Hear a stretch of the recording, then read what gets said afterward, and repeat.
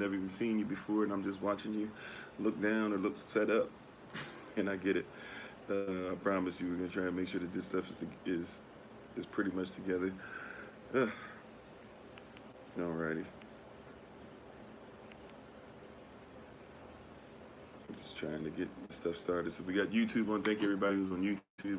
Thank you everybody who's on TikTok, and just about to have the podcast going, so we can go ahead and get this in.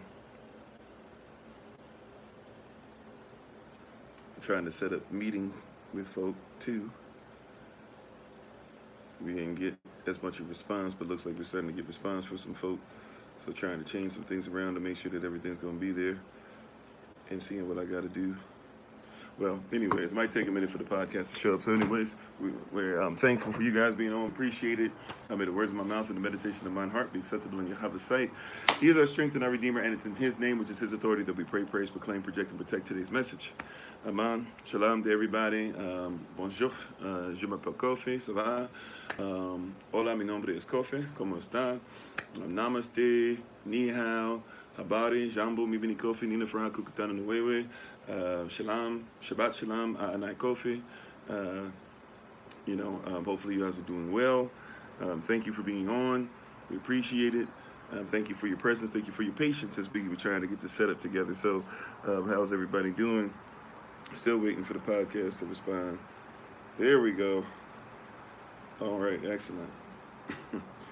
There we go. And we'll just go ahead and put something real quick in there so we can get this going so everybody can come on. Alrighty, and don't forget, first of all, we're thankful to you guys. We give all honor and praise once again to the Most High. We give all honor and praise to Him for my wife, the Honorable Amma, who lives a life that's able to be honored. You can check her out on TikTok, YouTube, her website, and Pinterest at Bloom and Flourish. Not A&D, the letter N, Bloom and Flourish. She's a healer, herbalist, chemist, and biologist by degree. And we thank you guys for your support in her business. Her business is making sure that your health is her business. So we're appreciative and thankful and grateful for another opportunity to be with you guys again. And thank you for your patience. Today we will be short, relatively speaking. Normally we go quite a bit. Today, though, we get ready for Shabbat Shalom service. Minister Nice will be giving us a word for that, so we'll make sure that we're out of the way on time for that. For you guys that want to join in the podcast, feel free to do so. All right, thank you to everybody for being on. Thank you for your patience. Thanks for the love, Naya. Thank you, Big Brother Thomas. Thank you, Sister Kimberly. Thank you, Bounty. Thank you, Tree by Living Water. Thank you, Deborah. H2O, how you doing? Ransom. Sister Stella, thanks for being part of the community. Khalil. Sister Beverly, how you doing? Hopefully you guys are enjoying yourselves. Sister Tracy, how you doing? Sister Deja, if I didn't say so already. Linda Bender, how you doing? Thanks for being part of the community. Coleman. Just Banks. Hey, Pretty Stone, the topic is going to be presidents. Why is it that we speak against people being as far as presidents voting, things of that nature? Why is it that we're trying to get people to realize that you need to know that presidents set precedent for a lot of wicked stuff that we're dealing with? We're going to deal with that today. Hello, Grand Rising to you, user 677. I guess the name is Bob. Is that what you were saying? Well, thank you if that's the name. Thank you for being on, Bob. I will try to remember that. Although it's my first time seeing the user 677, so if I missed that, please forgive me. How are you doing? Mayhew. Hello, everybody on the podcast, TikTok, YouTube. We appreciate you guys. I see Sister Dawn, Sister Rhonda. Hello to everybody who's joining there. If I don't see your name, we appreciate you. All right, today, let's get into it. Talking about these presidents that set precedents. We actually did a series, but that was on Kofi_42 and on the old YouTube channel, both which have been taken down. So let us today talk about this as far as presidents, these presidents that set precedent. It's important that we recognize that presidents set precedent, right? And if you don't know, so if you want to know what's going on, you have to comprehend who's being voted in. Now, vote, I say loosely because presidents are chosen, right? Not really voted for. But still, you need to know what these presidents are doing. You need to know what it is that's going on. So a lot of people get on stuff. A lot of people have a mindset to be with something, to be against something, to call something out, to grow with something, to support something, whatever the case might be, simply because of how they vote, or simply because whoever the president is. You said Biden is weak in that burning, sure, all of them, but all of them are puppets anyway. So it doesn't matter if they act like it, walk like it, do whatever. They're all puppets. They're all from the same family. They're selected, not elected, exactly, right? And how you doing, Sandy? Thank you for being part of the community. So today we want to talk about these presidents how they set precedent. If you can get the mindset of a president, really you can get the mindset of the puppet master. See, because a lot of times we think that we're dealing with the puppet of the master or the president like he's the actual king, but the king is a puppet king. He's a puppet upon the throne. There's somebody who has the hands up the back of the puppet. There's somebody who has the strings, right, going, and who controls the strings. How you doing, Mo Desire? And so we want to make sure that we recognize that before we get lost, like a lot of people get lost in all these different things, arguing over what president did this and blah, blah. See what the presidents are doing, but don't allow yourself to go for the hype. See what they're doing, saying, see what the agenda they're being told to push is, but make sure that you recognize what's going on. How you doing, Minister Sonia? Hopefully you ladies are still doing well and being safe on your trip. So yeah, like make sure that when we get into this thing talking about presidents, when everybody asks about presidents, what do you think about this president? What do you think about that? I don't really think much more of them than I think of any other of them. They all represent, I don't think of them much more than I think of any other president, right? They all represent the same thing. How you doing, Minister Select Joseph? Appreciate you for being on today. Appreciate everybody. Once again, everybody on TikTok, appreciate you. YouTube, we appreciate you. The podcast, we appreciate you. So, we're talking about these presidents that set precedent. You have to start off by realizing that every president, in the beginning, maybe not so much, even though we can still say that this is true. And when I say the beginning, really I'm going back before George Washington. There's several presidents before George Washington. By his own admittance, by the way, by quoting him, he will tell you that he had two presidents that were his favorite president before he was president, right? So we know that there were presidents before him. However, if we sit up here, we have to make sure that we recognize that all presidents are going to do something specific, right? When we're talking about all presidents are going to do something specific, every president has two different things that they are responsible for, right? They have to deal with domestic policy, they have to deal with foreign policy. In other words, they have something specific they're supposed to be doing domestically, they have something specifically they're supposed to be doing as far as the foreign, what America wants to do outside of the 50 states, right?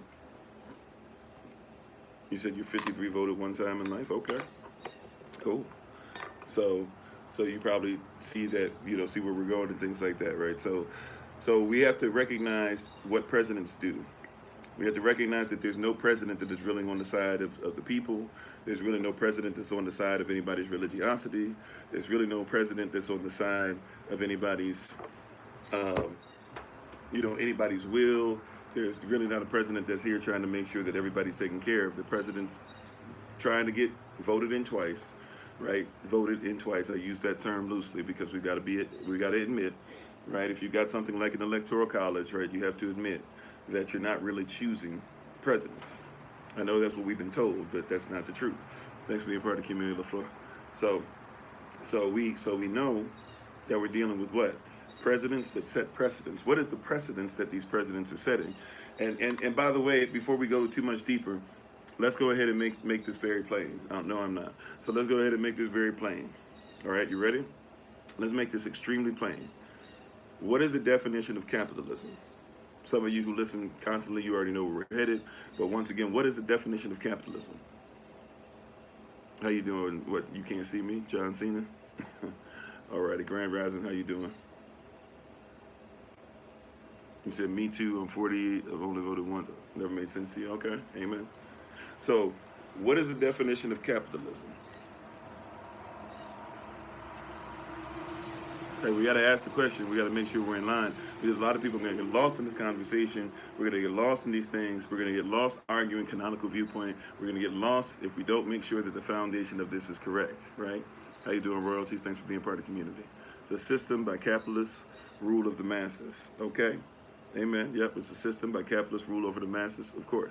I want to even give you a better, not a better one, excuse me. I just want to give you one that if you even Google it, I want to show you that the powers that be, the people that even make up your definitions, that they don't lie to you, that they actually will tell you what the truth is. If you were to Google the definition of capitalism, I'm not going to have it 100% quoted, but I'm pretty daggone close. All right, you ready? Is the definition of making money? Okay, that's part of it. Capital, but capital can be people. That's why slavery is still legal, 13th Amendment. Capital can be time. That's why you work at 9 to 5. Some of you work several of them, etc. Well, wealth could be a lot of different things, but yeah, sure, to be able to try and keep wealth from people, sure. You said it's a system built on race capitalizing on any form of making money. We could say that it's tied into racism. Racism is a system that goes hand in hand with capitalism. But here's the definition of capitalism. You ready? If you were to Google this, you were looking us up at a dictionary, you're going to find something pretty close to this, all right? Capitalism. Capitalism is defined as a system in which politics and economics are used to control trade and industry. That trade industry is wielded by the government. I'm sorry, that trade industry is wielded by private corporations and not the state. And how you doing, empowered woman? Thanks for being on with us. Appreciate it. Shabbat shalom to you. I'm sorry, DHTIIEZH. How are you doing? Shabbat shalom to you. Right. So, once again, capitalism is defined as what? As a system. How you doing, Jacob? It's defined as what? A system in which politics and economics are used to control trade and industry. Trade and industry is wielded by the private corporation and not by the state. You said solution, we need to make our political party and groom nominees like ops do. Problem is that you're going to groom your political party. Your political party is it going to do better than the Democrats and the Republicans? Number two, when you put your political party in there, even if they become president, is the person who's the president supposed to make sure that they give you the benefits of what your political party wants? Or are they supposed to make sure that they give you the benefits of what the corporation wants? Therefore, we're still in the same system. That's why we have to make sure if any word with an ISM on it, it means it's a system. If you're talking about racism, it's a system of competition. That system started off with just trying to get more land than everybody, to get more slaves, and slaves became people of color because people of color could last out in the sun and do other things. Therefore, it became a system based off of what? Off of race now being something you think is connected to color when you don't think about competition. So that's one of the things that's even there with racism. If you look at racism, you'll actually see that there's lack of competition for different races, right? So we want to make sure our etymology is on point too. And we want to make sure, because if we're going to define things, whether we're talking about reference points like Black's Law Dictionary, we're talking about legal dictionaries, if we're talking about what these words actually mean, we're speaking a different language than a lot of people do. Thanks for being part of the community. I don't know how to pronounce it. Irohzen. Is it Rosen? I'm not sure. Thanks for being part of the community as a lovely Nikki, I guess. Right? But you got to recognize that this is about what? A system, first and foremost. So before we get into all this stuff, it's a system. See, we talk about Republican, Democrat, Whig Party, Federalist Party, Communist Party, Independent Party, whatever it is. At the end of the day, they all have to fall in line with the system. Shabbat Shalom, BCMB, how you doing? Right? So they all have to fall in line with what? The system.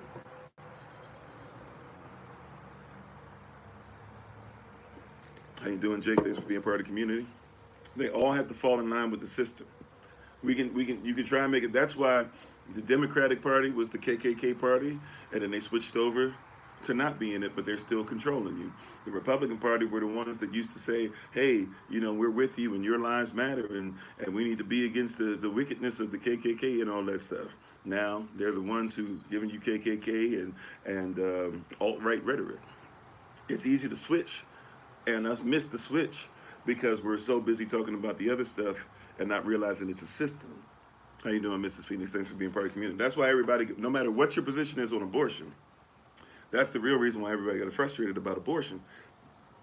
Everybody was frustrated. Oh, okay, this is Brother Clem, cool. So this is why everybody got frustrated about abortion. Everybody got frustrated about abortion because they were like, oh, we got this black woman. She's going to be a Supreme Court justice. She's going to represent us. She's not going there to represent you. She works for the system. She has to make sure she goes by the rules and regulations, and she has to support and defend the Constitution of the United States. That has nothing to do with you, right? It has something to do with you because the United States is a corporation, and a lot of people have decided to go ahead and bow down to the corporation and continue to be their straw man and all these different things. But she didn't go in there to make sure she was doing anything for you, and it's not because she hates you, right? It's just because, look, she's not here to take care of your best interests. She's here to be a Supreme Court justice. Supreme Court justices have to make sure that they uphold what the United States is trying to do. Unless you're a private citizen, then they make sure that they support and defend you as a private citizen. Until you own your own things, your own community, right? Stop saying that you're part of a black community, but you don't have your gas station, right? You don't have your own food. You go to the Chinese food so they can make your chicken, right? You don't have your own place where you're making your own vehicles, you're making sure that you're importing euros and stuff and thinking that's better, right? You have to recognize these things that you're thinking that these people are working for you. They work for the system, right? They work for the system, right? And you said we must stand together. Okay, sure. You have to stand together. So you can't stand together in a system that says that you fight. There's a system here. If you're in a system that says Republican versus Democrat, that's not a system that says come together. That's a system that says do this. And they use you doing this to make sure that they can further the confusion. Thank you for being part of Community Beach. Thanks for being part of Community Peach. Excuse me. Thank you for being around current communities. Is it Hafe or Jaffe? I'm not sure. Joe, right? So these are the things that we have to recognize and be in line with and realize. And before we go into this whole thing of fighting against each other, saying who's right, saying who's wrong, all these different things, you are part of a system that is designed off of your fighting, off of your affliction, off of your pain, off of your trauma. Period. Okay? That's what you're dealing with. You're dealing with a system that's designed to deal with your trauma and live off of it. They banked on it. They bank on your trauma. They bank on colorism. They create the condition for colorism, get you to fight about colorism, and then you start fighting, and then you start going against each other. They bank on men versus women. Your masculinity is toxic. Well, your femininity is bad because you won't submit, and they got you fighting against each other, even saying we need to leave each other as a group, as a people. We need to go to other groups and other races, social constructs, other races and things like that, because we can't be with each other. And the reality is that that's the furthest thing from the truth that's ever been. You still, even with all the drama that we say that we have, we're still, percentage-wise, as a people, as a diaspora, as far as in this side of the diaspora, we're number one. Matter of fact, I say in all the diaspora, right? We end up being number one as far as fathers that are still in their children's lives, even if the father and mother don't live with each other. But they've got you fighting so much.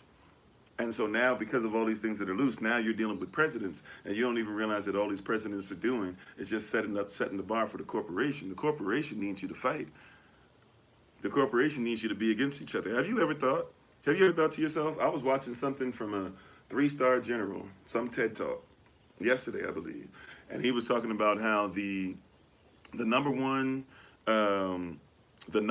issue as far, or well, not the number one, but one of the biggest issues as far as America's ability to defend itself is the fact that people don't eat well. He said they're having a problem getting soldiers, and this was a soldier, and he was saying that he was in charge of training. He went to school and stuff and learned anatomy and everything, and even learned through cadavers and all this stuff. I mean, he went through this thing, then they put him in place. They said, teach, our physical education, right? Teach our PT, our physical training, teach that for a while. So he taught it. He went away, fought, did other things, went overseas, etc., came back, and then was said, okay, be in charge of the physical training. And he said for the 1980s, when he was in to the 2010s, or I guess it'd be the 2020s now, right? He said that one of the biggest things he found is that Americans are out of shape. He said, you're right, now he won't tell you this part, but he studied enough to know that basically what he's saying is it's hard for me, it costs me money because I got all these people that come in and they keep getting injured, they can't breathe, I have to send them home and bring in a whole bunch of other people. It's something that breaks down your national security. So he was like, it's breaking down our national security. We don't think, if that's breaking down the nation of the United States of America, right?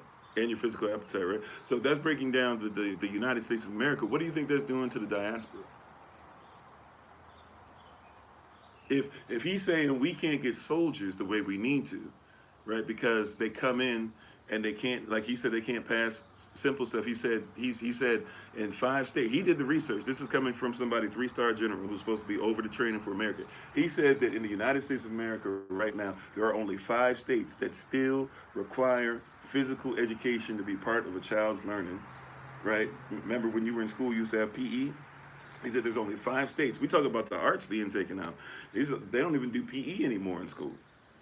Only 5 states require that they still have to do physical education in school. That was news to me. I didn't know that. Now, if you only have to do that, then imagine what happens when your child comes home. He said the average child plays video game 13 hours a day. He said the average child can watch up to and this is crazy numbers, but it makes sense. He was like the average child and the average person actually wasn't even the average child can watch, whether it's TV, their phone, whatever, up to 50 hours a week. Okay, this is how drawn we are. So he said that's what's going on with the United States of America. Imagine what's going on with the diaspora, how it affects the people that are already disproportionately attacked. Right? This is all under presidents who were saying, this is all under President Obama, for example, right? I don't care what the color is. I don't care what their party is, okay? All of them are the same. Presidents are the same. They come from the same family. They do the same thing to us. They could care less about us all across the board, right? This President Obama that everybody lifted up and we loved so much because he was black, as if he was the first black president, right? But we loved him so much because he was black, and we loved Michelle because she was so black, even though a lot of people don't know that the first, well, she's not even the first, but the one that y'all think, because y'all think George Washington was the first president, his wife Martha was known as a brunette, or brunette or brunette used to literally mean that you were somebody who had some kind of color in you, and it also showed up in your hair. So it wasn't just that she was a brunette, she had dark hair, but she also probably had, a little bit of naps, a little bit of color, a little bit of something that said, oh, okay, like even if she can pass for white, her hair say something different. And so George Washington, like many Virginia slave owners, right, that's what he was somebody who was into it. And if you want to get even deeper into it, because of the colorism thing, she was a Virginia slave owner as well, which means that he married her because they had the same amount of slaves, so he doubled up on his slavery. And in her mind, he was a great man because he was white, and she probably wanted her children to have less black in them than they already had. These are things that we don't recognize, but presidents set precedent. And when you don't know what's going on, Shabbat Shalom, Sister Mary, when you don't know what's going on, you fall right into the same trap that everybody is, and we're fighting about these things, not realizing, recognizing what's going on. Our people perish for a lack of knowledge, and it doesn't say that it's because that it's not being given. It says because you have rejected knowledge. We keep rejecting these things. How you doing, Bianca? Thanks for being part of the community. So if you look at, a lot of people don't know that. Look up the definition of a brunette, right, or a brunette in the 1800s, and you will discover that it does not mean just you have dark hair. These presidents, they set precedent. We had a whole series that we had done on the other channel. We had to bring it back at some point. We were doing it in the evenings where we were legit just talking about every president and going down the road. You said you don't see black or white, only people? Okay, well that's because there's somebody that set that precedent, right? But I don't mind seeing a white person and saying I love you even though I see you as white, even though you're not white. And I don't mind seeing a black person saying I love you, and part of loving you is loving your black skin, even though you're not technically by color black, right? So I have no problem seeing people for who they are and loving them for who they are. And if my skin is my biggest organ and you say you love my heart, well, how can you love my heart, which is a smaller organ than my skin? Love all of me. But if you choose to only love the parts that you're comfortable with loving, that's usually what that conversation is, right? I'm comfortable with loving this part. And a lot of times what's happened is because of the past and because of precedent that these presidents have set. What's happened is we've gone into a place of going, oh yeah, I don't see color. You know what that is? A lot of people, that's their attempt to say, I'm not racist. But the reality is, like, you can be somebody who's colorblind. You can be somebody who's colorblind, right? And still be somebody who's treating somebody wrong physically. Like, colorblind has nothing to do with it, but I would hope you wouldn't be colorblind. I would hope that you'd be able to see a red light. I would hope that you would be able to see different colors that tell us if something is edible or not. I would hope that you would see the different color of the mushrooms to be able to tell which one it is if you're foraging. I would hope that you do those things, right? It doesn't mean that just because I see somebody and I go, oh, okay, they have less melanin, it means that I shouldn't love them for who they are. It's foolish. It's not foolish. Well, I would say it's foolish. A lot of people don't recognize it as such, but it's really weird, especially people who are talking about Allah, where they say God. God loves everybody. God is light. God is love. Yeah, okay. That means a Yahweh Achaba, which is something completely different than what you think it is. You think that's just poetic. And Yahweh Achaba literally means this: the actions of the Most High, right? And the actions of the Most High, he describes people of different backgrounds. He talks about people with locks. If you believe in the canon, like, read your Bible, it'll bless you, right? So see the whole of somebody. The Bible says be holy. That means be whole. All right. If I meet an Irish lass, she can be beautiful with red hair. It doesn't mean that she's worse because I see her color. That doesn't make sense, right? If I'm foraging, my wife is a herbalist, and she teaches us to be able to identify different things. A lot of times you can identify it by the feel, by the shape, but also by the color, you know. But anyways, talking about these presidents who set precedent. See, well, a lot of us, that's because we've had presidents that have set a precedent that because your skin is a certain color, you are worse. So what people do is instead of saying, "Oh no, I can love you and your skin can be whatever color it is," people go, "Oh no, I don't want to admit that I see a color that you have because that used to mean by people that were my predecessors, right? That were supposed to be the ambassadors for this country. They used to say that, hey, if you were black, that you were bad. So therefore, I don't want to say that you're bad, so I won't say that you're black. But here's the deal: how about just saying that black is not a bad thing, right? And if black is not a bad thing, then you can mention black. Brown is not a bad thing. So if you see brown, you can mention brown. White is not a bad thing, even though white's not technically not even a color.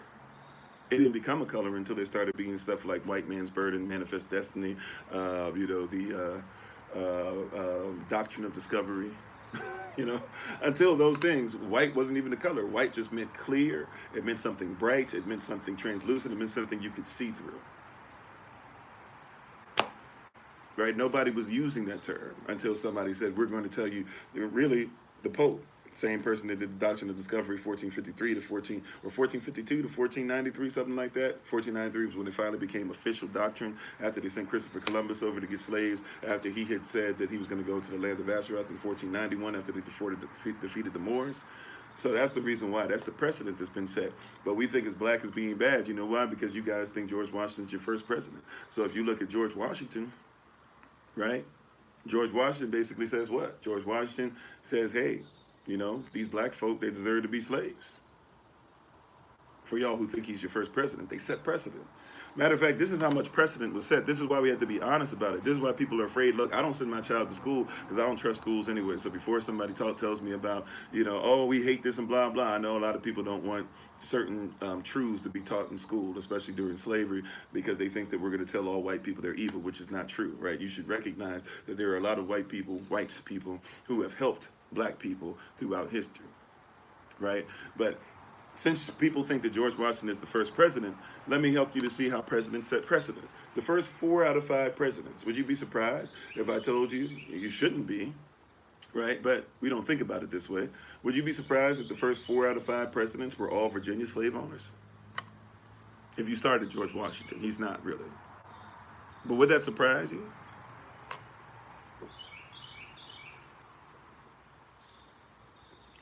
Today we're talking about why we need to make sure that these presidents, we know what's going on. First 4 out of 5, if you start with George Washington, a lot of people start with George Washington, even though it's incorrect, but I'll be incorrect for today just to make sure that we don't have to argue about that. First 4 out of 5 presidents, then therefore would be Virginia slave owners. George Washington, Virginia slave owner. So you got Washington, Virginia slave owner. You got Madison, Washington, Virginia slave owner. You skip over Adams. Then you got Jefferson, Virginia slave owner. Then you got Madison, Virginia slave owner. Then you got Monroe, Virginia slave owner. First 4 out of 5. And these presidents set precedent. What did George Washington do? What was Washington, D.C. originally? It still is, because now they just do it as far as through capitalism, and now they do it as far as through a corporation and through strawmen. But what was Washington, D.C. initially? Right? Like, let's see, because this is the capital. This is the capital of your United States of America. This is why it's okay to have taxation without representation there. You said Adams seems cool for not being a Virginia slave owner. Well, Adams lived in the White House. When he lived in the White House, he had to have slaves. So did his son, John Quincy Adams, even though history will try to say they both had a problem with slavery, but they didn't mind having slaves. But once again, what was Washington, D.C. when it originally was carved out? What was a Washington, D.C. originally for? Because these are your founding fathers. That's what people say. They skip over the first 8 presidents. They say George Washington's the first. They put that obelisk there to be able to make him your modern Osiris, right? And you worship him without even knowing what's going on, thinking you're separating church from state. But what was when Washington, D.C. is initially carved out, what was it supposed to be for? We got to ask the question. We got to ask the question, and we got to give the correct answer, because we've been given the wrong answer. Some of you don't even know what I'm talking about. You just think it was decentralized place, something or the other. It wasn't decentralized at all. It was a central hub for something.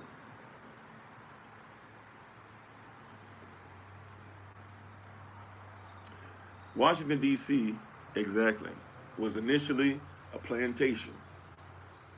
It was the place that the president of your United States, or if you want to be your United States of America at that time, it was a place that was supposed to be a plantation, and that's where the president was going to live, which means that the way that these Virginia slave owners saw it was that a president who's going to lead the country, should make sure that he's doing so through chattel slavery, since that is what the country was built off of. And don't think about the South only, because yes, there was chattel slavery in Florida, even though there was more Spain at the time, and there was chattel slavery in Georgia, yes, and there was chattel slavery in the Carolinas, but don't forget there was chattel slavery in Maryland. Maryland was a Catholic place. That's why it's called Maryland, after Queen Mary, Bloody Mary. It's Maryland, right? I know we say Maryland, but it's Maryland, right? It's Mary's land, who was a Roman Catholic, who was somebody who was down with being able to have slaves herself, and somebody who they named it after to make sure that we recognize. Matter of fact, if you do the research, you will discover that another president, President Lincoln, made sure that he gave reparations not to the slaves, right? Matter of fact, he was never the one who gave reparations. It was General Sherman, but it was President Lincoln who actually gave reparations. The reparations he gave was not to the slaves or the former slaves or the prisoners of war, those enslaved, etc. He gave reparations to, drum roll, he gave reparations to the slave owners in the North. He said at some point we're going to have to get rid of chattel slavery in its current form. We're going to bring it back in the 13th Amendment. He said, but meanwhile, you guys got to get rid of slaves. They said, we don't like that. We're going to lose money if we lose slaves. So he said, okay, we're going to take your slaves. We'll give you reparations. We'll pay you. The same reparations that they say you're not supposed to get. They gave it to the slave owners, because we can't have, the slave owners out here losing their money. So we got to give them something so that they can figure out capitalism and have enough riches and have enough generations to figure out the riches.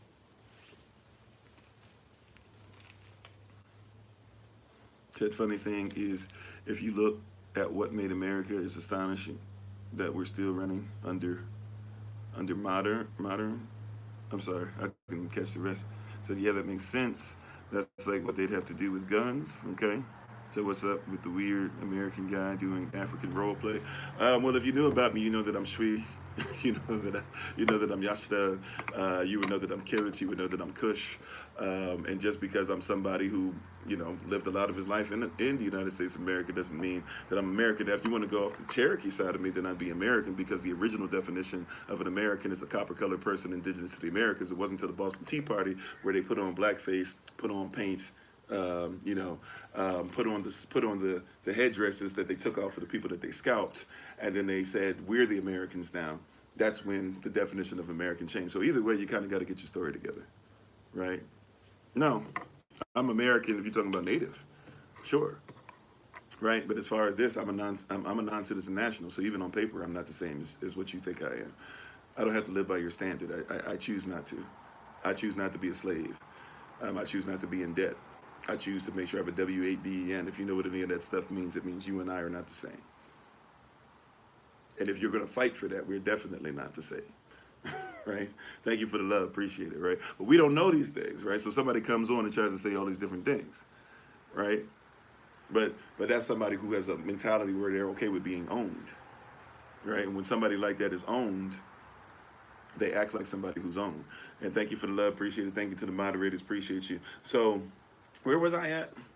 Washington, D.C., right? So when you go back to Washington, D.C., you got to go to a certain place to where you recognize that, hey, in Washington, D.C., and that's one of the things that people don't like. They don't like when you know who you are. Know who you are. And then you could address people as who you are, right? And I can also have said I was a Moor. I could also have talked about all those things, right? I'd stopped clear, right? But when you know who you are, right, and when you can back up who you are, when you have it on paper, can't nobody really mess with you. We teach sovereignty, so I know what I'm talking about. All right, I have land, right? So I know what I'm talking about. I have multiple places I can go, so I know what I'm talking about. We're buying up land for our community, right? We're trying to make sure we get the donations together for that, so I know what I'm talking about. But nevertheless, when you talk about Washington, D.C., why was Washington, D.C., thank you, Divine Queen, why was Washington, D.C. specifically created in the first place? It was created to be a plantation. George Washington, if you even look at what happened, he put a White House on the middle of the lawn. He took a part of Virginia. Remember, he's a Virginia slave owner, and he took a part of the land, right, part of Virginia, and he made that and said this will be the capital, right, of a land that represents what, chattel slavery, that goes all the way to Maine and really went all the way into Canada. Remember, there were more than 13 colonies initially before 1776, but a few of the colonies were up there, and the British were going to come into Canada first. And since these American colonies, now we call them American colonies, were not going to go and fight on behalf of their brethren that were going to fight the colonies up north, they said, we ain't fighting then, and we're just going to stay British if y'all ain't going to help us, right? Because we're not going to get beat up if y'all ain't going to do nothing about it. So there really were even more people that were part of this whole chattel slavery thing going into Canada. I know now they want you to think of Canada as being separate of this thing. But nevertheless, these presidents set precedent where in your mind you don't see what's going on. They tell you one thing about the presidents, but if you look at what they do and what they say and how they act and quote them, you'll recognize those things, right? How you doing, Crown? Tribe of Judah, how you doing? Right? Yeah, our story is deep. Yeah, instead of his story, let's get into our story. So let us continue because I don't have as much time as I normally would have. So let's continue. So we go into Washington, D.C. Washington, D.C. is put together by a Virginia slave owner, and he actually has what's called a competition. We'll have our next set of classes coming up at the end of August. So, if you want information on this, if you're on TikTok right now, all you got to do is go to where it says, go to our main page, click where it says website. Now we have our second semester still up. Our third semester is going to be starting soon at the end of August. But, go on there, look up what's on there, and see what's going on or whatever. So click on our link tree where it says website on the TikTok page. Click on the link tree. A bunch of stuff will pop up. And find out more information. Just keep up with it. Once it's updated, you'll have the information you need. Hopefully, you'll come back around too, so that you'll be able to see more things that are going on and hear more things from us even in this setting, right? And we'll also have these recorded on YouTube as well. We also have them recorded on our podcast as well. Because our podcast is going to be happening today at 10 a.m. and we have Minister Nice coming on, I'm going to hurry up and get out the way so we can make sure that we have enough time to switch over. But thank you, everybody. Thank you, Miko. Thank you for the love. We appreciate it. So here we go. Let's continue. So Washington, D.C., set apart, Virginia slave owner. He has a competition with everybody to see if the White House, like who's going to build the White House. The person who came in second place is actually Thomas Jefferson, right? Yeah, we're looking at coming to the DMV this month. So the person that came in second place was actually Thomas Jefferson. The podcast information is on TikTok's page. So if you just go to TikTok page, you can find it there, right? That's the Kofi Ofori podcast. My name, the Kofi Ofori podcast. So they had a competition. There was a guy who won. He started building the White House. George Washington basically is the only president that doesn't live in the White House. Everybody else lives in it, though. Everybody else would have had slaves who lived in it, right? So those are the things that are there. And those are the things that are going on, right? So, but that was a design for it. Matter of fact, if you're from D.C. or from that area, ever been to D.C. on the metro, you will discover that there's, it's a very nice metro, in comparison to others. It's probably the best one outside of, people say it's the best one outside of New York. New York probably has more places you can go, but I think New York's a little dirtier than the one in D.C., although D.C. does have some issues with grimy stuff too. But long story short, if you go on there, there's an orange line. You go to the orange line, you'll go to a very whitewashed place now. You go to a very gentrified place now, but it's called Foggy Bottom, right? It's a matter of fact, when you come up there, it's right where the George Washington Hospital is, GW Hospital, or George Washington University Hospital, excuse me. And you go, but when you get up and you come off the escalator and you see the George Washington University Hospital, guess what you'll discover? You'll discover that place that you're at, that's Foggy Bottom, that's a swamp. right? Like I've never, like a lot of people will tell me, for example, they'll tell you, hey, don't go back to Africa. If you go back to Africa, be careful. Make sure you pay hundreds of dollars to get these pills and take these shots and all these things because you're going to get stung by mosquitoes and things like that. Yeah, foggy bottom, Foggybottom, right? So you go up, but when you go up those steps, you'll get bit and you'll be dealing with sun and it'll be extremely hot. You know why? Because you're on swampland. DC was all swampland, exactly. How you doing? I'm RIDYB. Thanks for being part of the community. So DC is all swampland. So you'll go up there, you will get bit and all that stuff. I went to Africa and I think I heard one mosquito. Never was bit, never saw one. Right? They'll tell you about Africa and all this place and oh, you're gonna go over there and get stung. Never had a problem going back home. Right? But whenever I come to DC, boy, it's gonna be extremely hot and I'm probably gonna get bit up.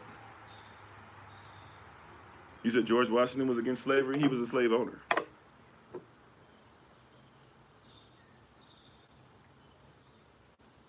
Help me out with that. How do you own slaves but you against slavery? Matter of fact, he married his wife because she had slaves, and he got twice as many slaves when he married his wife. That was one of the things that he said was great about her. How do you do that? How you doing, Tahiti? Somebody told you that? I'm just saying. Somebody told you that, but you better be careful. Like George Washington hated slavery, but he owned slaves. See what I'm saying? President set precedent. Cognitive dissonance is a precedent. Right? You got to do the maths. Right? That doesn't add up. That don't add up. You're trying to give dollars that don't make no sense. But anyway, so George Washington created Washington, D.C., made it a slave plantation, put a White House in the middle of it, had slaves that lived in the foggiest part of the swamp. This is all fact. You can still see these places today, right? And then, and then basically said this is the way it's going to work. He had overseers on the land. There were overseers that were on the land. So George Washington created Washington D.C. and said that the president would live in a manor or in a house or whatever we want to call it, right, in the middle of a plantation with a bunch of slaves to make sure that he was served. And then they put Congress there and said that y'all will be served by slaves too. And by the way, this is something that goes through every president because some people will act like, oh, that was just a George Washington thing. But once again, who's up next? John Adams. He had to live in the White House. That meant that he was a slave owner. Who was up next? Somebody who was already a Virginia slave owner, right? You go to his place, Monticello, still there to this day. You can look at the stuff he did, and it doesn't even have all the land he once owned. But they still keep it there for you to be able to go there and look at those things. Look at the plantation, right? Thomas Jefferson up next. Who's the next Virginia slave owner? Matter of fact, some of his, how dare you say that somebody actually did what they did? Right? What about the seventh president, Andrew Jackson? Right? Andrew Jackson, he on the 20, right? I got that wrong last time. I try not to make sure that I carry Jacksons. If you're a native, we think of all presidents as, we call them town destroyers. So I try not to carry presidents in my pocket if I can. But yeah, I think it's Andrew Jackson, he on the 20, right? He on the 20 or the 10, something like that. Either way, Andrew Jackson, seventh president, he was a Tennessee slave owner. Who would come live on the plantation.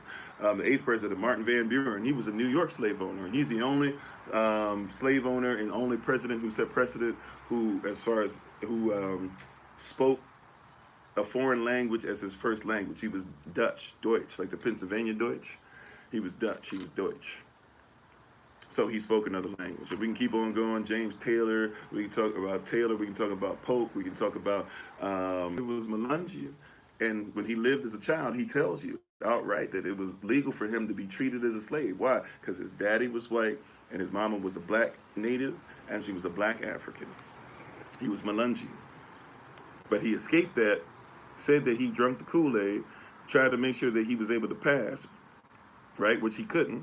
Remember, they used to put up all types of stuff. Go read the story, even read his story. You don't even have to read the story, read his story. His story will tell you that they made fun of him. They said that he had baboon lips. They had black people carrying him. They drew him like he was a monkey because they knew what he was. And he wasn't the first. So those who think Barack Obama is the first, he wasn't. Abraham Lincoln wasn't the first. You said, why did the chosen presidential family pick any type of a man of color? Well, once again, you're dealing with colorism. And you're dealing with tribes and stuff. It wasn't quite what we think it is today. Once again, George Washington's wife, she was a brunette. She was a brunette, a brunette. What does brun or brune mean, right? Brun mean in français. It means brown. We think brunette today means she's got dark hair. Look up an older dictionary. You'll discover that brunette means that you got a little African in you, or really native could be too. But we always think of all black people coming from Africa as if we weren't native as well.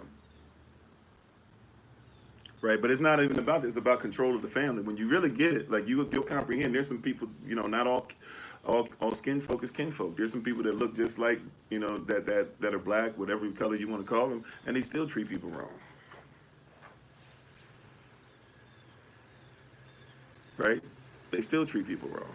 But anyways, going on. So all these presidents, but even when you get to Lincoln himself owned slaves. If you don't believe me, when he married his wife had 3 slaves. His wife and him had slaves. Like, presidents set precedent. And so before we go into this whole thing of trying to support presidents, before we support, truth, we need to make sure that we get this thing together. Right? We need to make sure that we have ourselves together. We're talking about stuff that doesn't make sense. Because we're thinking that presidents are all over the place, right? Matter of fact, go past Lincoln.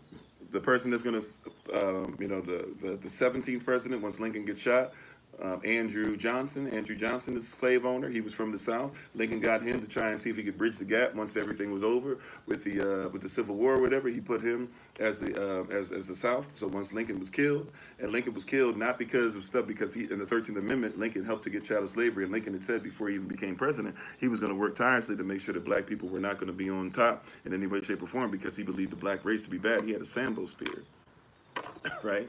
But Andrew Johnson, right after him, he came by, and as soon as Lincoln was gone, he let all the people of the South get exactly what everybody wasn't supposed to get. They were supposed to be treated like traitors. And he gave them everything back. He made sure that it was easy to make sure that you started building prisons. He made sure that the 14th Amendment was put in place to say that freedmen couldn't really do that, which Lincoln started. He just made sure it got done, and did all those things because he was a slave owner from the South. What about Ulysses S. Grant? People love to talk about Ulysses S. Grant. He won the war and all these different things or whatever. Ulysses S. Grant, by the way, was not considered to be anywhere close to as bad a president as people try to make him out today. Nevertheless, that's part of the whole lost cause rhetoric. The South should rise again. So that's why people think bad about Ulysses S. Grant. As far as presidents go, the way that people think of them as being what they say is good and all that, he was a good president as far as what they thought at the time. It wasn't until the South should rise again stuff started happening that they started trying to down him. But if you look at him too, guess what he was? Slave owner. So that's 18. That's the first 18 presidents. If you start with George Washington, of course, right? So that's the first 18.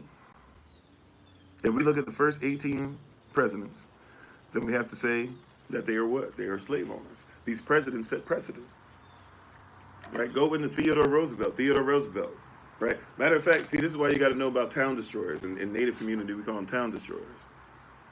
You said they made everybody slaves? Sure. So that's why we should study all types of slavery that happened so we can make sure that we can tell everybody this is what they're still doing to you. Because even though we can talk about voting, for example, right? People talk about voting and all this stuff, and we go too far with that. We shouldn't even be concerned with voting and any of that stuff. But nevertheless, people talk about vote for this person, vote for that person, etc. Right? Well, when you do that, you have to recognize that when you're voting for these people or whatever, they're still doing the same thing. They're still enslaving everybody. And I hear you, the person who said Ephesians 6:12 earlier, we wrestle not against flesh and blood, but against principalities. Principalities being origin, original, origin, kingdom. That's what that word actually means, principality. So we wrestle not against flesh and blood, but against kingdom, or against kingdom principles, or against origins. So I'm with you. That's what we're talking about, this original language. How should we have used it? Why was it used in the first place? Why are these words written now? But if you look at Mount Rushmore, right? Mount Rushmore. You have who on Mount Rushmore? Who's on Mount Rushmore? Isn't it Washington, Jefferson, Lincoln, and Roosevelt? Now, a question for you. Do you know what Mount Rushmore is actually based off of? Do you know who made Mount Rushmore? You said not everyone, Caucasians were never enslaved. Well, first of all, you have to stop saying that Caucasians, well, we have to be careful, I think, Sister Kimberly. If we say, because we're talking about, well, I guess, I guess we're saying, like, first of all, when we're saying everybody's enslaved, if you're in debt, you're a slave. If you're a slave, you're in debt. So if you pay taxes, you're still a slave, right? So that's, I think, more so what the person was saying. But I get it. Thanks for being part of the community, PD. But also, um, if you talk about a Caucasian, actually Caucasians, if you're talking about people from the Caucasus Mountains, they were actually enslaved. You know, some of them were. I can't say all, right? If you talk about Irish, now if we're going outside of Caucasians and we're going to other people by the social construct of white, we got to deal with Irish people who were enslaved, even though they will do their best to try and make sure that they only say they were indentured servants. But the reality is that, no, they were enslaved too. They had indentured servitude that got bad. Sometimes they were treated like slaves. We don't even talk about the fact that Irish people and black people right here in the good old US of A actually fought with one another, and that there were a lot of Irish people who actually were thrown into breeding camps as punishments with black people, which is why a lot of black people have a lot of Irish in their country. Sure, we could say low percentage, but slavery is slavery. And if somebody fought for me, they fought for me, right? You know, John Brown did a lot more for a lot of for us than a lot of black people today have. Look up Pastor John Brown, right? Look up the Isle of Montserrat, the island of Montserrat, Montserrat. You know about the Isle of Montserrat? Do you know about that? Where it's African people, Native people, and Irish people who are all one because of what happened with slavery and the Irish people that were mistreated and they got put together on the same island. And that's over in is it the West Indies? I think. The island of Montserrat, place where they're still impoverished today. And you'll see people that will dance like African tribes do, and at the same time will make Irish meals and sing Irish hymns. Matter of fact, when you go to Ireland, there's a Choctaw tribe. There's a Choctaw statue there in commemoration for what the Choctaw people did to help the Irish. When the Irish were starving, Choctaw people took care of them. So that's why they returned the favor when all this stuff was going on and people needed help in medical supplies, you know, in 2020, and people weren't getting medical supplies. The Choctaw tribe needed stuff, sent them stuff, the Irish. So you'd be surprised, right? Don't forget, you know, they enslaved each other before they started looking at us. They started looking at us more than anybody else. Matter of fact, when it wasn't as profitable to have forced people over from Africa and to force people from native lands, and they were running out of native lands that they were taking over, they started actually hiring Indian people who don't like to consider themselves black, but they African. And they sent those people over, and they had those people sign documents in indentured servitude, saying if you come over and work for us for a certain amount of years, we'll help you to go ahead and do better. The Indian people came over, and all of a sudden they said, oh no, you're going to stay here at gunpoint.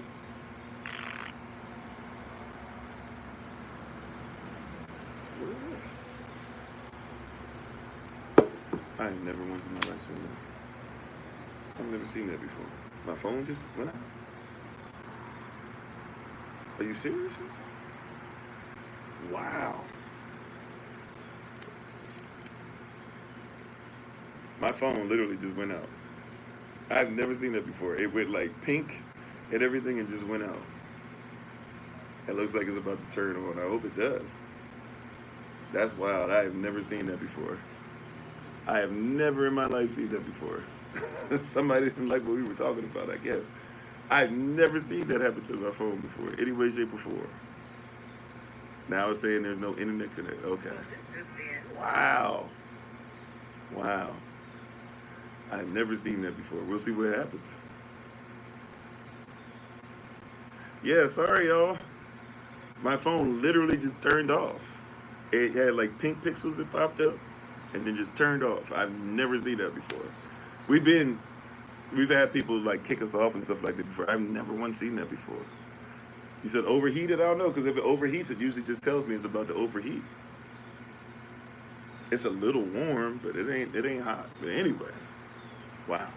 I've never seen that happen before. Praise y'all that everything's working out. I don't know what happened. The phone might have freaked out. But we praise y'all, we're back. So, yeah, so you got to recognize these presidents set precedent over and over and over again. You said beside being Moors, we were original Alpha. Yeah, we were the original Alpha people. We are the Alpha people, not just the original. We are the Alpha people. You said it's too much, Professor. The Satan doing his job. I feel you. Right? How you doing, Sister Bree? Shabbat Shalom. So yeah, so these are things that are there. They set precedent. But these are town destroyers. Now, once again, going back to the Mount Rushmore. Mount Rushmore. Who created Mount Rushmore? See, you got to know about how these presidents set precedent. Truth overload, too much truth? Possibly. Possible. Right? Who created?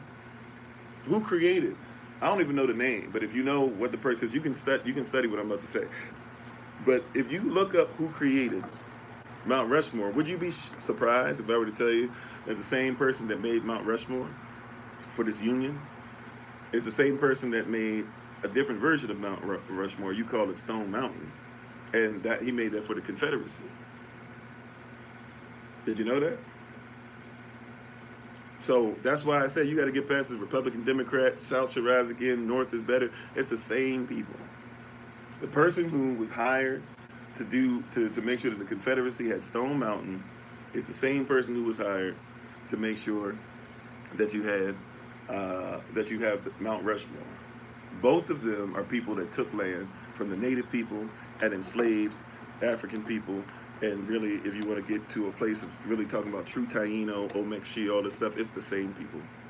Two sides of the same coin, just like it's Republicans versus Democrats now, or it was the Federalist Party versus the Whig Party, or it was, now it's the Republicans versus Democrats, but both representing something different. It's the same people across the board. It's the same people. The very person who made Stone Mountain, which was a mountain that had who? It had Jefferson Davis, the Confederacy, the president of the Confederacy, who had who was Jefferson Davis, by matter of fact, was a slave owner, right? Missouri slave owner, something like that. Then you had General Lee, who was on there, General Lee, Virginia slave owner, another one, which is why they gave him so much credit and so much love, because he's a Virginia slave owner, right? And then, right, remember, they didn't treat him like a prisoner and this and that. They treated him with class and dignity. Because of course you would, because he's a Virginia gentleman. That's why I don't like saying ladies and gentlemen anymore, because gentlemen are some fools. If you see somebody dressed up like a gentleman, you need to leave that person alone. Any old pictures I see of gentlemen painted, I'm usually trying to stay clear of that person.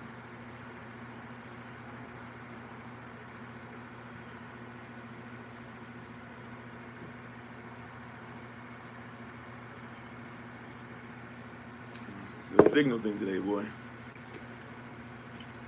But, and Shabbat Shalom, Austria, how you doing? But anybody who's and Shalom, Big Op, anybody who is a gentleman, I try to stay clear of. But yeah, like and then you had who else? You had, and then you had Stonewall Jackson, General Jackson. And he built Stonewall Mountain, which by the way, is still there on native land. Not supposed to be there. People go there all the time to see laser shows and light shows they put up on that Stonewall Mountain so you can see the story. I know they big man today, right? So you see those things. That same guy gets hired for the Confederacy. He believed in what the Confederacy is doing. He's quoted as such, saying, "Man, I love everything y'all doing. I love everything you're about." He was a German. Love everything y'all about. Love how you mistreating people or whatever. Love what you guys think about black folk or whatever and slavery and all that. Like I want to help you out. And he makes Stonewall Mountain. Then he later goes to Sioux land, which never was given. America still to this day is trying its best to pay billions of dollars to the Sioux Nation, so that they can officially, legally have the right to be on at Mount Rushmore. Mount Rushmore is not supposed to exist because they have never had a contract with the Sioux people. And America admits this, but America keeps saying, "Hey man, we're trying to make y'all billionaires. Why don't you take billionaires?" And when anybody says anything about it, they say, "See, they won't take these billions we're giving them. See how stupid they are? They don't deserve the land." Till this day, they're using the same tactic. How you doing? Is it Kuka71? Is it? Thanks for being on with us. We appreciate it. So we're dealing with the same stuff. These presidents setting precedent. They even put the presidents in places. And guess what? All these presidents, it's a slap in the face, because natives, we think of them as, especially central northern in the United States of America, we think of them as tribes in those regions. We think of them as town destroyers. right? Natives across the board really think of them as town destroyers. Wherever they come, they destroy your town. George Washington, known for destroying New York, right?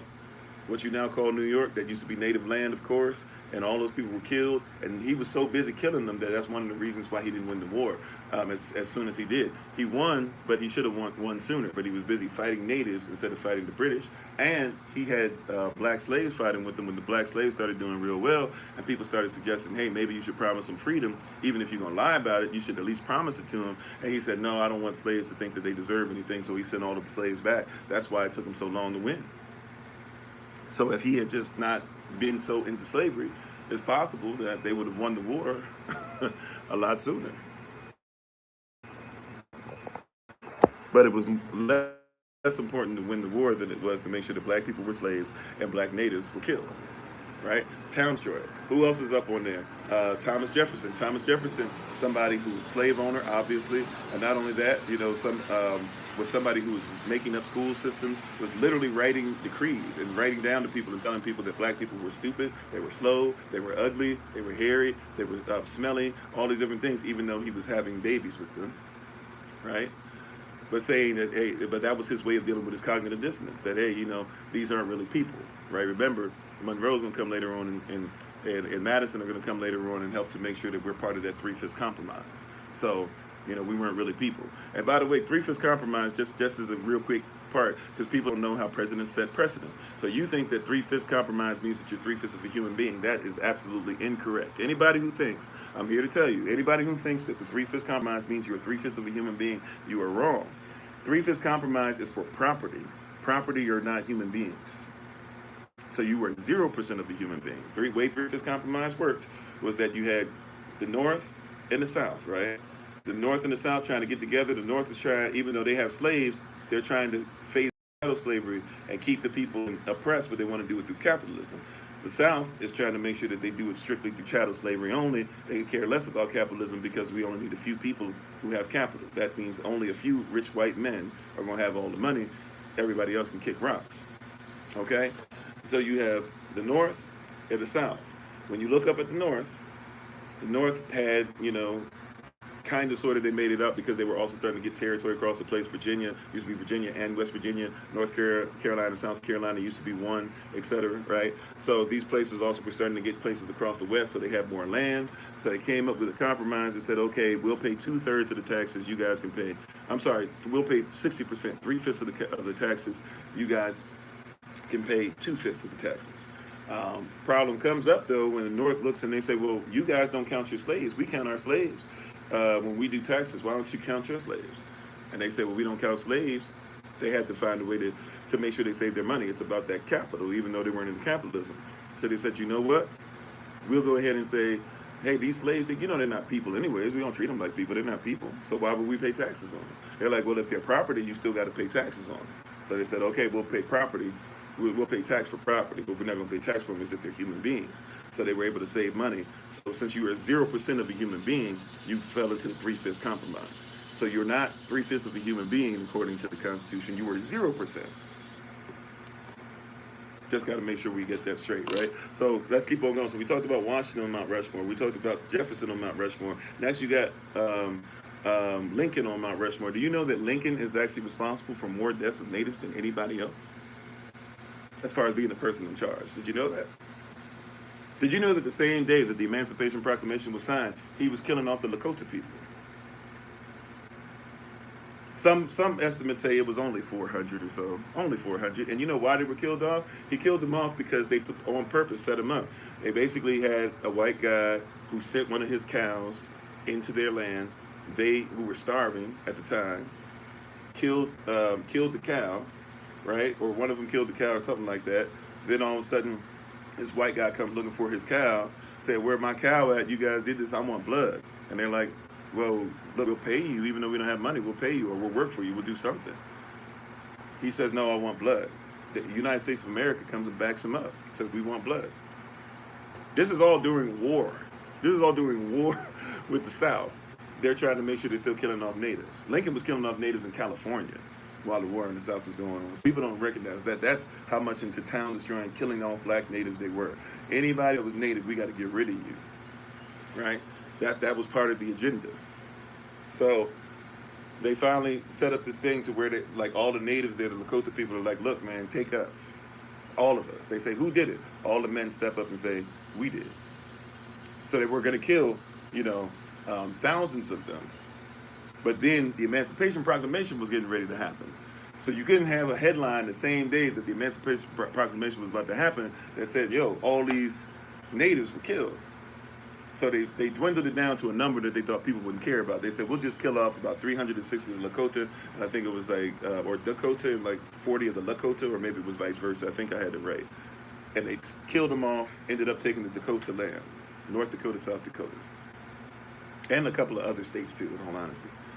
Just took it.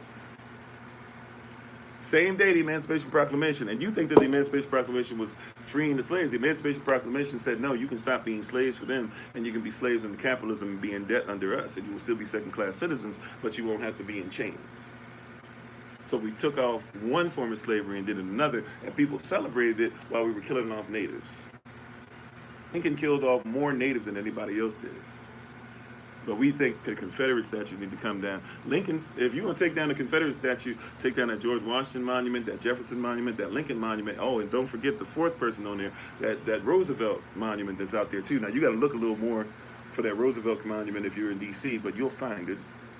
Right, not just the one for FDR, which, by the way, FDR didn't like black folk either. Eleanor Roosevelt had more thought for us, even though I don't think she looked at us as being equal, but at least she thought of us as being humans and asked her husband to do some things. But if you look at Teddy Roosevelt, now Teddy Roosevelt, he's quoted as saying, look, if 9 out of 10 natives were killed, I would be okay with that. And he said, and if the 10th one was killed, I would turn my head and look the other way. Teddy Roosevelt, the Great White Fleet. Teddy Roosevelt said he was okay killing off natives like there was nothing. He said, if all of them die, so be it. And that's the person that y'all put up, because he said, I speak softly but carry a big stick.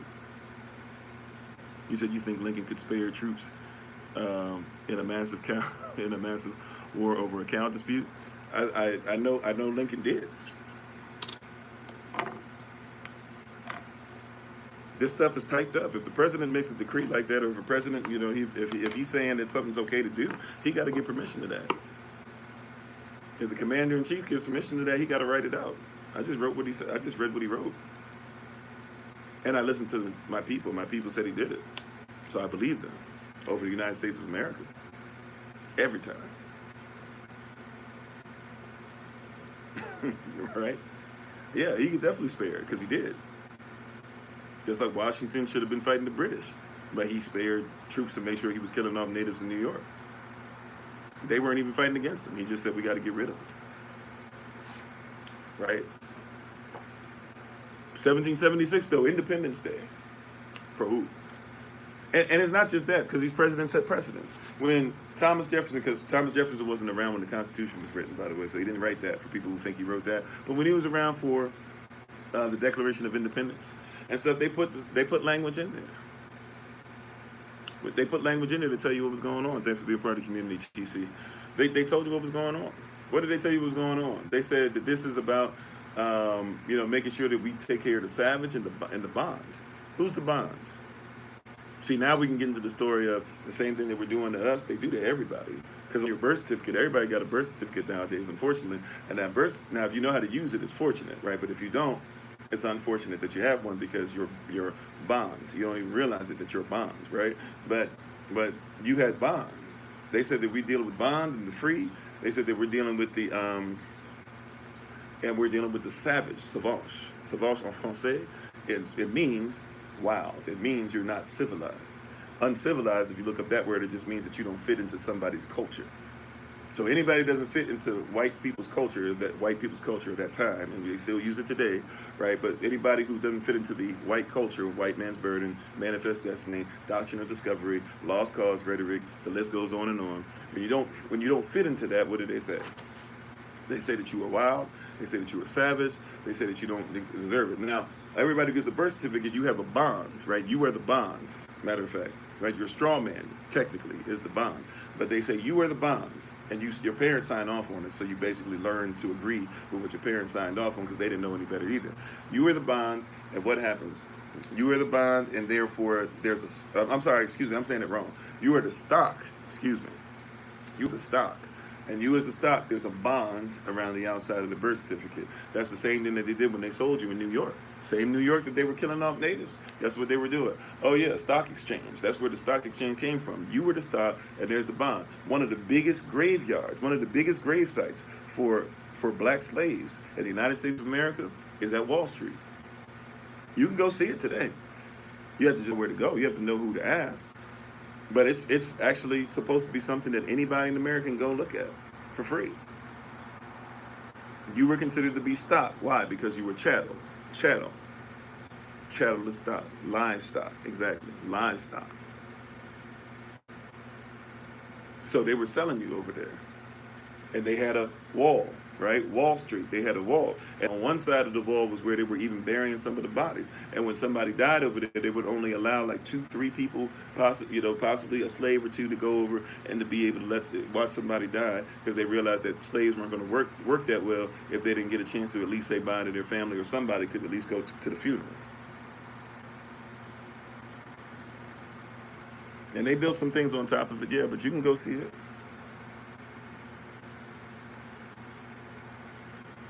How you doing, Trauma Showman? Like, these are things that are there, right? These are precedents that set precedent, and we're not even talking about it. So I'm not surprised when Obama tells you that you need to be healthy. I'm sorry, excuse me, let me say it like this. I'm not surprised when Michelle Obama goes on Ellen DeGeneres show and she dances and she says, see, we need our children to be healthy and we need to eat healthy. And meanwhile, her husband is signing documentation that's allowing GMOs to be off the chain. I'm not surprised when Ronald Reagan becomes president, because he was great in California to be able to kill off Black Panther Party members. And I'm not surprised when this is stuff you can look up for yourself and listen to. When Ronald Reagan calls Richard Nixon on the phone and says that, hey man, these black monkeys out here, they don't have any shoes and stuff, and this country's going to realize that if they want to go ahead and fight for the freedom of these people, that they're going to be sadly mistaken when stuff happens. This is stuff you can look up for yourself. These are presidents that set your precedent. That's the same president. He told you over the phone. Now, you didn't know. In all honesty, let's be honest, we didn't hear that conversation. But he ran on what Donald Trump ran on. Matter of fact, you got to say Donald Trump ran on what he ran on. They sold you the same lie. Make America great again. 1980, look it up. That's what Ronald Reagan ran on, right? Make America great again. These monkeys, if you think you're going to help them, guess what I'm going to do now? I'm going to go and I'm going to deal with Iran-Contra. I'm going to make sure that I promise Iran money, and then I'm going to make sure that I do some stuff with them. I'm going to get our people back because of this Iran-Contra deal. We're going to sell them weapons. We're going to turn around. We're going to give the weapons to the people in Contra. Oh, and by the way, we're going to fund it by putting crack, not cocaine. Cocaine, even though it's bad to take, at least it's something you can function off of. No, we're going to make a cheaper version, because I don't want white neighborhoods, right, to be stuck on cocaine, even though they already are, right? But we're not going to flood those neighborhoods with cocaine. We're going to flood them with crack. We're going to flood black people with crack, right? And we're going to use that money to fund the war. Simultaneously, Reagan, while you're doing that, what else are you going to do? You're going to be in Grenada, making sure that you're taking down what you say is a dictator. And the reality is, this person for the first time made sure his country had hospitals, had schools, had clothes, spoke their language, and had an actual vote, and said that we didn't want to be bothered with America. And he said we can't have that. He told the country that they were terrible and went over and killed people off. President setting precedent. But how did they know he was going to do that? Oh, because he was already killing off Black Panthers in California. That's what got him to be president, not because he was famous. He was famous for killing black people. You do that well enough, you get to be president. Yeah, why do I have a problem with presidents? I have a problem with those things. Now watch this. This might blow some of you, right? Blow some of your minds. But real talk, I still pray for them.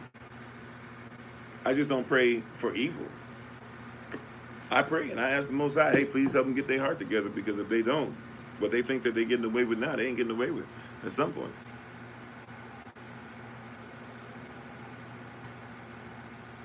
You said I have enough negativity about the truth about black people. I'm looking forward to positive talk now. Okay, well, if you feel like I'm not being positive enough, I don't know if that's what that meant or whatever, but, or if you're saying talking about Reagan, but one of the reasons why black people don't think positive of themselves is because they're looking up to people that never thought positive of them. You said, what's my opinion on Trump? I try not to be opinionated, because opinions don't matter. as far as if I'm going to teach something or talk about something. So I try to just give contextual facts. So I don't want to opine. What is Trump? Trump basically is the same thing Reagan was. Trump. The reason why, like, you got to comprehend, the reason why people like Bush and Trump is because this is a continuation of Reagan.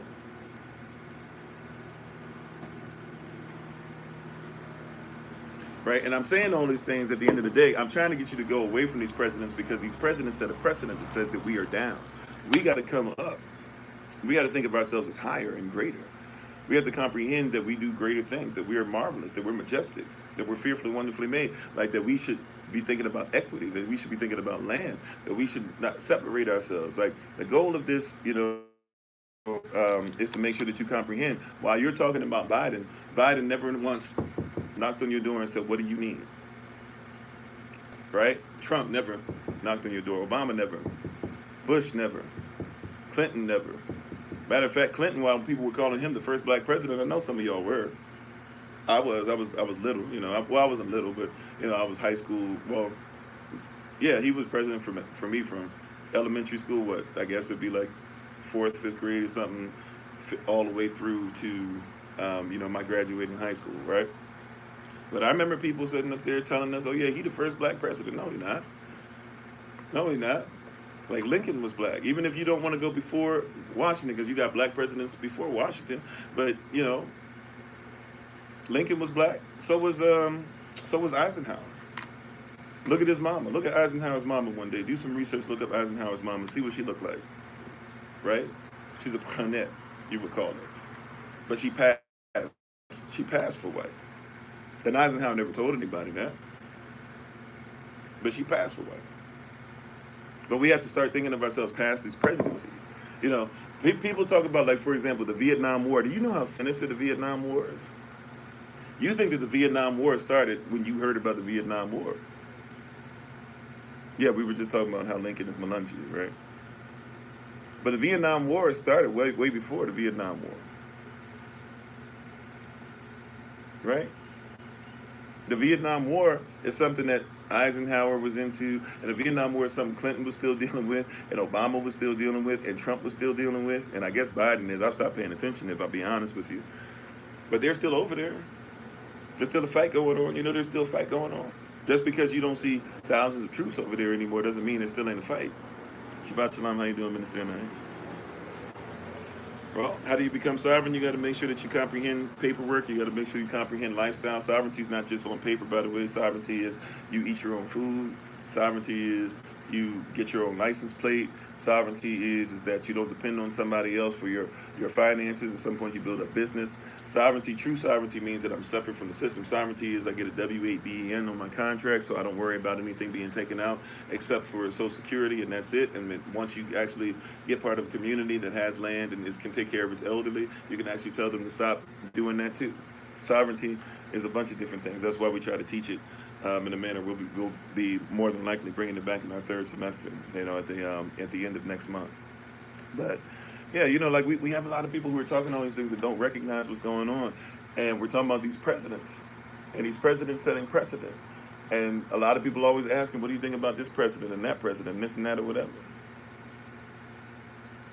You said it amazes you that the presidents that have black in their DNA would treat people that way.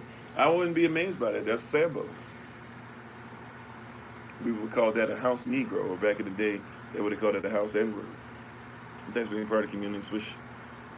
Swish on fire, I think. Like, that's what that would be. Like, not all skin folk is kinfolk.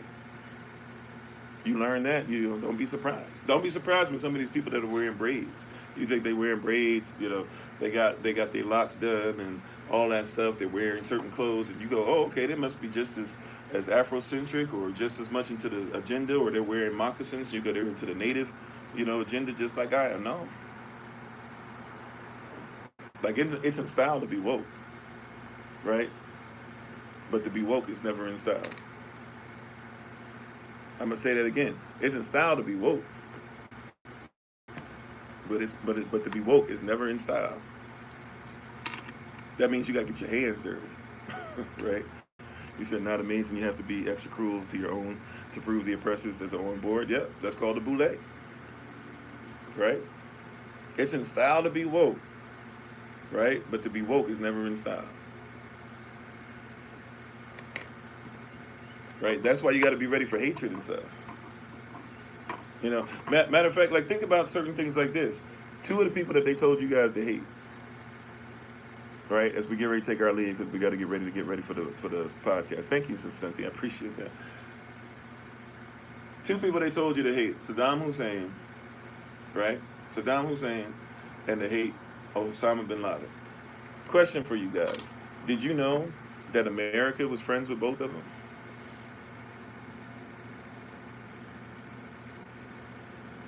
Now, if you say that, they get mad at you. They try to shut you off and all that stuff, right? But Saddam Hussein and Osama bin Laden were both friends with Americans. Matter of fact, Osama bin Laden and the Bush family, they were friends. Kind of sort of grew up. Now, I wouldn't say grew up together, but kind of sort of grew up knowing each other. Right? Saddam Hussein, it was known what was happening. Now, they don't want to tell you about certain things that are going on either, because there's certain things that create these monsters. England, remember, the British, until like the 1960s, in some places, they still have ownership over it. Like, don't forget, South Africa just got freedom in 1992, right? So, like, this stuff isn't that far removed. But remember, England, the British were still out here trying to hold on to their colonies in Africa and now we want to call it the Middle East. But in Africa, like Iraq, Iran, Syria, places like that, we don't like to consider them Africa, but that's what they actually used to be in ancient times and actually still were kind of sort of in the beginning of the 20th century. But the English, the British, they still had ownership over, and I really got to be quick with this, so I apologize if I don't hit these comments at the end, but we got to get ready to take our leave. So don't forget that the British, they still had ownership, so to speak, over Iraq and all these countries, right? So Iraq actually was trying to fight for its freedom, and they started fighting against a puppet king and a puppet family, royal family, that was put there by England. A lot of people never hear about that, and a lot of people don't say any of that.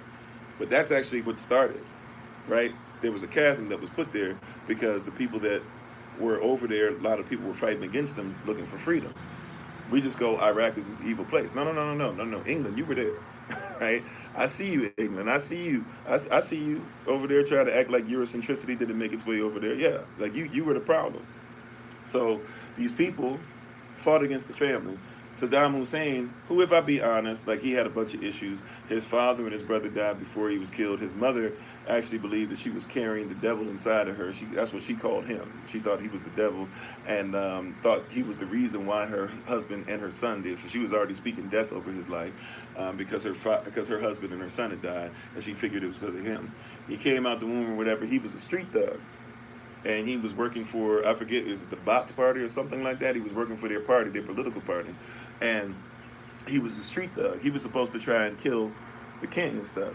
He went to do it, but basically him and the gang he went with basically messed up. He got shot by one of his own gang members or whatever.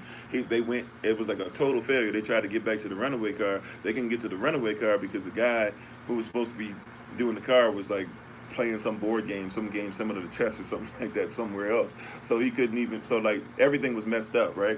So he fled because his family was out to get him, England was out to get him, so he fled.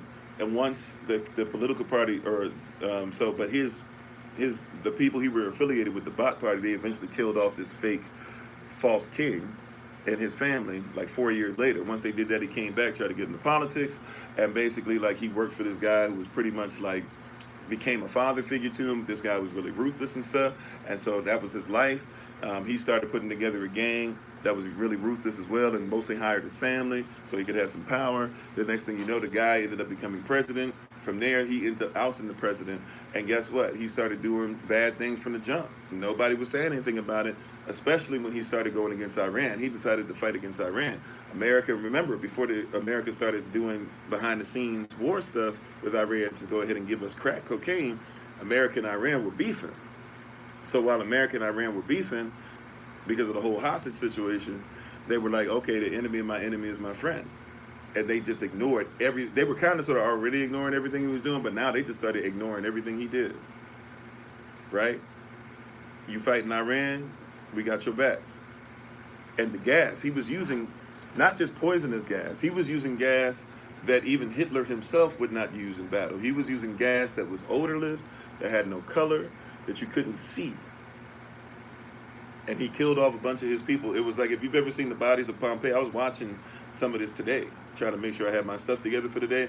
If you ever seen how the bodies of Pompeii are still laid out, they still got them where they were covered in ashes and stuff, and a lot of them died because of the poison that came from the mountain or the volcano exploding before the ashes even got to them and covered them up. Same thing happened with him. Like he killed these people, and when you see the pictures, the people are just out of it. It looks like some of them peacefully went to sleep, some of them probably choked, but it's men, women, and children. It's tough to look at. But they were laid out like the people of Pompeii. America still said, we don't care. It wasn't until something happened that actually affected the relationship with Osama bin Laden too, because here goes the same thing simultaneously. Osama bin Laden is out there, all these presidents ignoring him and actually teaching him how to fight. Matter of fact, if you go back and look at the Rambo movies and you look carefully at who's helping Rambo and who he's fighting with, you'll discover that he's actually fighting with people who would have been connected to Osama bin Laden. Right? That's a little homework assignment for you to do if you want to go ahead and learn a little something more, right? But he's fighting with those people. But Osama bin Laden was being given weapons and stuff. He made a lot of his family were opium dealers, right? Which America had no problem with. Obviously, opioid addiction is one of the biggest things that were there. But his family were opium dealers. He made a lot of money and stuff, and he was somebody who was against certain people America was against. So once again, the enemy of my enemy is my friend, right? The enemy of my enemy is what? They are my friend. So since the enemy of my enemy is my friend, what do? I say, okay, go ahead and wild out. Matter of fact, Osama bin Laden will send people to you to train you in how to fight. What did Osama bin Laden start doing as a business plan? Well, all this stuff is happening with Saddam Hussein simultaneously. What is Osama bin Laden doing as his business plan? Not only is he an opioid dealer now, right? Not only is he selling opium, but now what is he doing? He's going to other nations, and basically he's supposed to be the one that fights terrorists, even though he himself is a terrorist, but he's kind of bigger and better than the other terrorists. So he makes money off of fighting the terrorists, right? And they do it under jihad and some other things, which is, them messing with the Quran, but still, they go and they fighting, and they're just fighting against other places. So it starts coming to a head because America is starting to mess up. America is starting to mess up. And they're starting to go ahead and say, hey, if you let us build a base in your country, then we'll go ahead and protect you, and we can protect you better. But Osama bin Laden is supposed to be their friend. It's like, yo, I'm supposed to be making money off of all this. What you doing? Right? We have a business deal. Why are you messing up on this business deal? Right? Well, America says, yeah, I know, but we're kind of done with that. It hits where the hits the fan, so to speak. Where the stuff hits the fan is where Osama bin Laden is looking as Saddam Hussein is about to go into Kuwait. Saddam Hussein just finished dealing with Iran, so America didn't care what he was doing. But now Saddam's going to Kuwait. Now he's going into Kuwait because Kuwait, he owed like $10 billion to Kuwait. He owed billions others to other countries too, but he owed specifically $10 billion to them.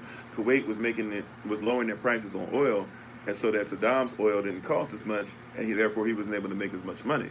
And they were like, you're going to pay us our $10 billion, or we're going to make y'all keep getting worse and worse and worse. So he gets upset, frustrated, and also says, I can control the oil too. So he says, all right, I'm going to come in there to Kuwait, and I'm going to beat y'all down. And Kuwait couldn't handle themselves. They couldn't defend themselves. So Osama bin Laden shows up and says, I'll help you. Let me in. I got you. The United States of America says, no, we got you. Why? We want that base there. We want some of that oil. Saddam Hussein gets beat in like 100 hours. Remember how short that was? Operation Desert Storm and all that? He got beaten like 100 hours. So what's that? Basically 4 days and 4 hours, something like that. He got beat in 100 hours. Right? That's how fast America beat him. From that point on, Osama bin Laden in America, death to America. Death to America. Death to America. Right? You broke your promise. Who was the president back then too? What really hurt him? Who was the president? Why did Osama bin Laden try to even see if he can get George Bush, the first Bush, right? George H.W. Bush. Why did he try to kill him? Because we grew up kind of sort of together, like we supposed to be friends. We got this deal. How you gonna come and try and allow them to let him take it? Not realizing that George Bush can only do what he's told, because these presidents ain't in charge of nothing anyways. Matter of fact, we'll come back on this point tomorrow, because I feel like we're still on the tip of the iceberg. So tomorrow, 8 a.m. Eastern New York time, if you want to join us, we'll jump right back in and we'll make a part 2 of this in our FAQ series. But I really got to take my leave. We got to get ready for the podcast about Shalom service. We thank you. I apologize for not hitting the comments at the end, but you know, it's just I wanted to make sure that we finished up a little bit on that point. But they told y'all they hate Osama bin Laden and they hate Saddam Hussein, and I won't act like they were both great men, but let's not act like this was just some random thing that happened. America didn't care. America didn't care what was going on up until there was something for America to care about. America didn't care that he was killing off the Kurds, I believe, the Kurds that he killed off in the northern part of Iraq, who had never really wanted to bow down to Iraq, let alone bow down to Saddam Hussein. He didn't care if they ain't done about that. All of a sudden, though, now they need to kill evil. All of a sudden, they need to kill evil. All of a sudden, these weapons of mass destruction are a problem. They've been a problem. What happened? What changed it? Even if you believe that America dealt with terrorists who came down and it was the terrorists, not people who literally made buildings fall down on themselves, even if you believe that it came from outside the country, September 11th, 2001, even if you believe that's the case, you didn't care until Americans died. And even still, we know that like Iraq never had weapons of mass destruction. Afghanistan never had weapons of mass destruction. We didn't find them. Now, if you're talking about like that mustard gas and some of the other gas he was using, sure, they had that, but you were saying that they had stuff like nuclear weapons and things like that. That's why you were putting sanctions on them.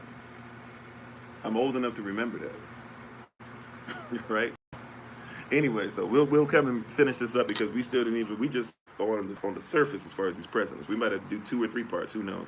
However, thank you guys so much. We appreciate the king and queen in each and every one of you. Even if you're not living inside that kingdom or queendom yet, we appreciate the potential king and queen in each and every one of you.